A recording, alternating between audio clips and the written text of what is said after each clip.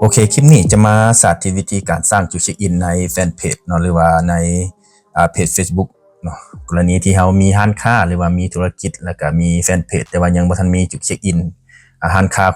ของเราหรือว่าเพจของเราเนาะเราก็สามารถที่จะสร้างจุดเช็คอินได้ตามคลิปนี้เนาะซึ่งวิธีการเช็คอินก็จะประมาณนี้เนาะเวลาที่เราเข้ามาเช็คอินเนาะหรือเวลาที่มีลูกค้าอยากเช็คอินเนาะมันก็จะขึ้นเป็นร้านค้าของเราให้เวลาที่กดเข้าไปมันก็จะมีข้อมูลเนาะข้อมูลที่ต่างร้านของเราแล้วก็จะมีแฟนเพจของเราขึ้นมาให้ลูกค้าสามารถติดตามหรือว่ามาใช้บริการร้านของเราเนาะก็จะประมาณนี้ซึ่งในคลิปตัวอย่างนี้ก็จะสาธิตวิธีการสร้างจุดเช็คอินแบบถาวรไปเลยเนาะเพราะว่าการสร้างจุดเช็คอินแบบร้อยมันจะบ่ได้ผลก็ให้ทุกคนเข้ามาในหน้าเพจเนาะหน้าเพจหรือว่าแฟนเพจ Facebook ของแต่ละคน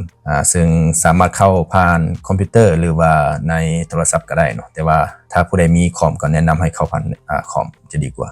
หลังจากที่เข้ามาแล้วก็ให้ทุกคนกดไปที่บนเกี่ยวกับเนาะแล้วก็กดไปที่บนรายละเอียดเนาะรายละเอียดข้อมูล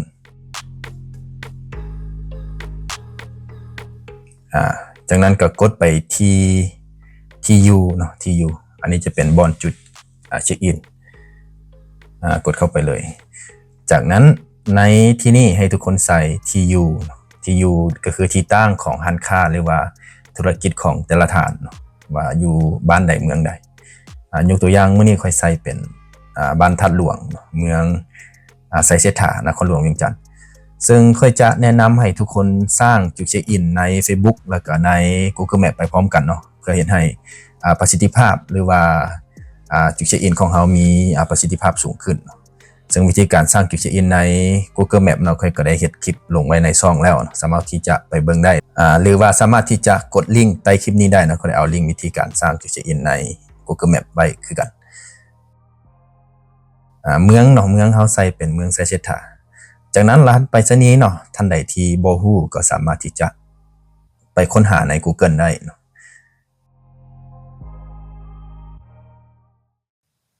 ก็ให้ทุกคนพิมพ์รหัสไปรษณีย์เข้าไปมันก็จะมีรหัสไปรษณีย์ของ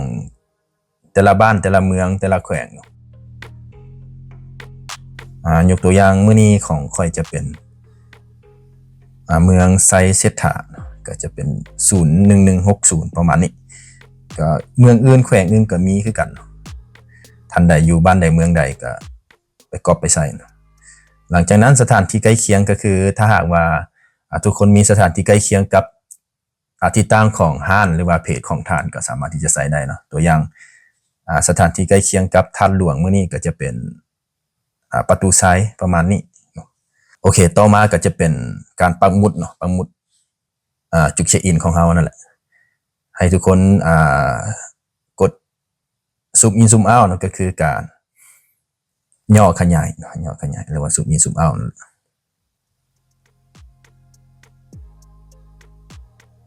ให้ทุกคนปักหมุด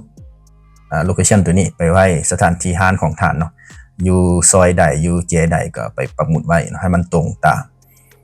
อาหารค่าของท่านที่ตั้งอยู่ตัวอย่างมื้อนี้ค่อยให้มันเข้าใจง่ายเขาจะปักหมุดไว้อยู่ท่านหลวงเลยเนาะหลังจากที่ทุกคนใส่ข้อมูลเรียบร้อยแล้วเนาะก็ให้กดบันทึกเนาะบันทึกเข้าไปแนะนำให้สร้างใน Google Map ไปพร้อมเนาะแล้วก็ใน Facebook ไปพร้อมมันจะให้โลเคชั่นของเราขึ้นไว้หลังจากนั้นแม่นให้ทุกคนกดรีเฟรชเนาะหรือว่ากดไปที่บนหน้าหลักของแฟนเพจก็ได้เนาะแล้วก็กดไปเบิ่งอีกบัตรนึงทุกคนจะเห็นโลเคชั่นขึ้นประมาณนี้ที่ตั้งของห้านของเราแต่ว่าเวลาเฮาไปเช็คอินหลังจากที่เฮาสร้างจุดเช็คอินแล้วไปลองเช็คอินเลยมันก็จะบ่เห็นเทื่อนะเพราะว่าเขาต้องได้รอท่าทาง Facebook เขาเจ้าอนุมัติเนาะซึ่งจะใช้เวลาอยู่ประมาณอาทิตย์นึงหรือ2อาทิตย์เนาะหรือว่าบางคนก็อาจจะใช้เวลาเป็นเดือนเนาะ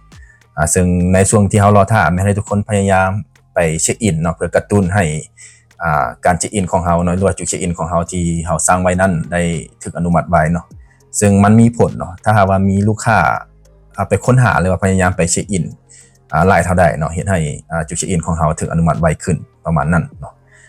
แล้วก็อีกอย่างนึงก็คือตามที่ค่อยบอกแหละให้ไปสร้างจุดเช็คอินใน Google Map พร้อมเนาะซึ่งวิธีการสร้างจุดเช็คอินมันก็ได้เอาลิงก์ไว้อยู่ใต้คลิปนี้ทุกคนสามารถกดลิงก์เบิ่งได้นะวิธีการสร้างจุดเช็คอินใน Google Map หลังจากที่เขาเจ้าอนุมัติแล้วก็ทุกคนก็สามารถที่จะเข้ามาสร้างมาเช็คอินเบิ่งได้เนาะยกตัวอย่างเฮาเข้ามาในหน้าหลักเนาะแล้วก็เช็คอินปกตินั่นแหละการสร้างจุดเช็คอินซึ่งทุกคนก็น่าจะเคยเช็คอินอยู่แล้วเนาะเราก็ค้นหาสถานที่แม่นบ่ล่ะตัวอย่าง Modernite เนาะมันก็จะขึ้นเป็นแฟนเพจหรือว่าธุรกิจข